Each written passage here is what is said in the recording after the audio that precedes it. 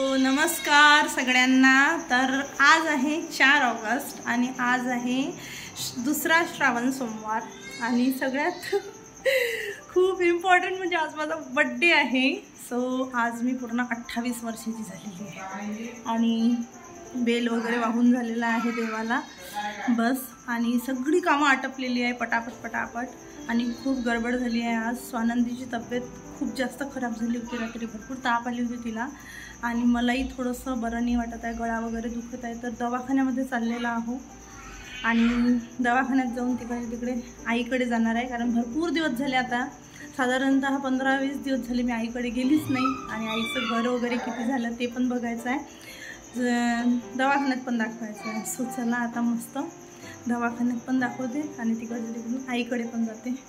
स्वानंदीचा मामा आलेला आहे आपल्याला घ्यायला हे बघा स्वानंदी आणि मामाचं चालू आहे। सो चला आता पटकन जायचं आहे। तर भरपूर दिवस झाले होते स्वानंदीला माझे बाबासुद्धा भेटले नव्हते, तर ते स्वानंदीच्या भेटीला आले होते आणि मग स्वयंपाक चालूच होता, तर मी त्यांना म्हटलं जेवून घ्या। स्वानंदी पण त्यांच्यासोबत छान जेवली मग जेणेकरून। आणि नंतर माझा भाऊ आला आणि आम्ही मस्तपैकी निघालो दवाखान्यामध्ये। तर दवाखान्यामध्ये माझ्या अहोंना पण दाखवायचं होतं, तर स्वानंदीला मी आणि यांनी तिघांनीसुद्धा दाखवून दिलं। आणि तिथे डॉक्टर सरांचा मुलगा होता ज्याने की स्वानंदीला मस्त फ्रेंडशिप बँड बांधलं त्यांनी आणि स्वानंदीला काहीच कळत नव्हतं, पण तिला छान वाटलं त्याने बांधल्यानंतर। हो का, छान। थँक्यू म्हण बाळा पिल्लू, दादाला थँक्यू म्हण। हां व्हेरी गुड। तुला हे कोणी दिलं? हो का, हो का, छान आहे छान आहे। आणि नंतर दवाखान्यामध्ये चेकअप झाल्यानंतर औषध वगैरे घेतली आणि मी होमिओपॅथीच घेते, म्हणजे मला कळते तेव्हापासून तरी मी होमिओपॅथीच घेते, कारण ॲलोपॅथी न घेण्यामागचं कारण मला इंजेक्शनची खूप जास्त भीती वाटते। आणि मी लहानपणीसुद्धा माझ्या आईला म्हणायची की मला होमिओपॅथीच दे। मग आईकडे गेलो, आईकडे गेल्यानंतर आईचं घर वगैरे बघितलं, खूपच छान वाटलं ते घर बघून, कारण 15 दिवसानंतर मी घर बघितलं तर इतकं छान दिसत होतं ना ते। आणि आतमध्ये पण तुम्हाला दाखवते, खूपच छान वाटत होतं। तुम्ही पण मला सांगा कमेंट करून की कसं वाटलं आईचं घर।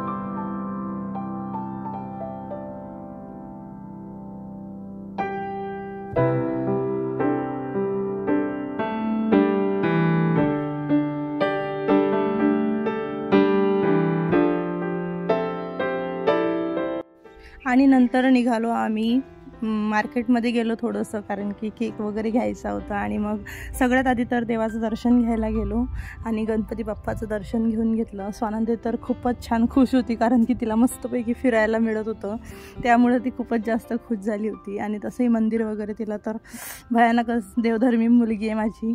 आणि मग दर्शन वगैरे घेऊन घेतलं, सगळं काही छान छान छान छान छान होऊ दे एवढंच मागितलं, बाकी काही नाही। देवाचे दिलेलं सगळं काही खूप काही छान छान छानच आहे आधीच। सो दर्शन घेतल्यानंतर मग मस्तपैकी केक घ्यायला गेलो आणि केकसुद्धा मी माझ्या पसंतीनेच घेतला, कारण की मला जो आवडते तोच फ्लेवर घ्यायचा होता मला। भरपूर होते, भरपूर जास्त। माझ्या अहोंना तर रसमलाई आवडते, पण मला अजिबात आवडत नाही तो। मी तर एक चॉकलेट फ्लेवरचा घेतला आणि घरी गेल्यानंतर मग छोटंसं सेलिब्रेशन केलं, छोटंसं केलं, अगदी छोटंसं। आणि खूप रात्र झाली होती, साधारणतः 10:30-11 वाजले होते बड्डे सेलिब्रेशन करायला। आणि स्वानंदी तर झोपलीसुद्धा होती। मी बड्डे सेलिब्रेशन चालू होतं, पण माझं अर्धमन तर स्वानंदीमध्येच अडकलं होतं, कारण की आपण इकडे एन्जॉय करून राहिलो आणि स्वानंदी जर असती तर तो एन्जॉयमेंट डबल झाला असता, म्हणून मी तिला खूप जास्त मिस केलं, पण ती झोपली होती।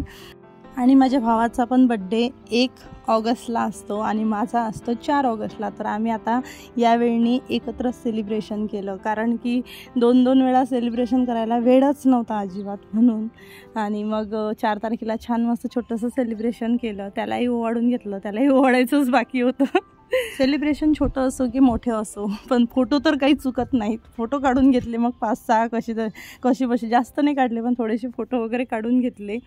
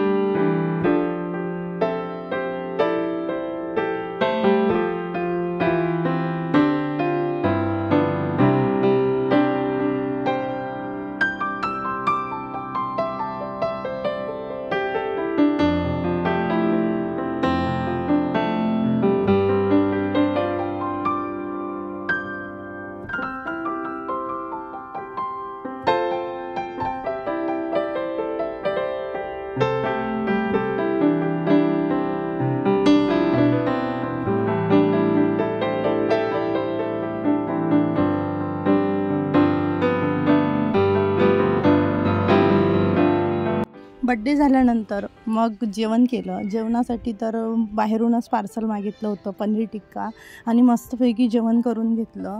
सो अशा प्रकारे मस्तपैकी छान सुंदर असा माझा देवधार्मिक बड्डेचा दिवस पार पडला.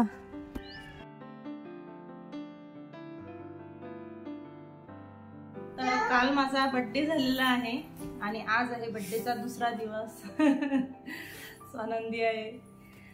आणि आज खूप दिवसानंतर मी व्हिडिओ काढत आहे. तिच्या समोर तर माझे व्हिडिओ काढणं टोटली बंद आहे. तर तिला आता खूपच वेगळं वाटतं की मोबाईल घेतले तर. पुच्छच आहे तिचे पुस्तक आहे. अगं हळूहळू. तर मला हे सांगायचं आहे की बड्डे पार पडलेला आहे. दरवर्षी येतो, दरवर्षी जातो आणि असेच जात राहतात आणि शेवटी जीवन संपून जाते. पण मला आता भरपूर काही बदल करायचे आहेत स्वतःच्या ह्याच्यात. सगळ्यात महत्त्वाची गोष्ट तर मला सकाळी उठणं स्टार्ट करायचं आहे, व्यायाम सुरू करायचे आहे. मला सांगायचं नाही आहे, पण आता खरोखर पण ते आत्मसात करायचं आहे आणि ते जीवनात उतरवायचं आहे.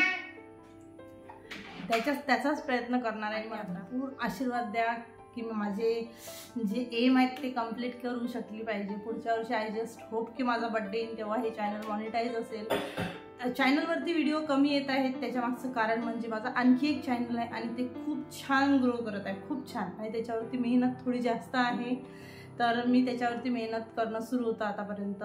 पण आता त्याच्यावरती भरपूर व्हिडिओ मी ऑक्टोबरपर्यंतचे शेड्यूल करून ठेवलेले आहे. आता भरपूर वेळ आहे माझ्याकडे. स्वानंदीलाच जातो तो पूर्ण वेळ, पण आता आहे. पण मी या चॅनलला पण देण्याचा प्रयत्न करेल आता. So thank you, bye, thanks for watching.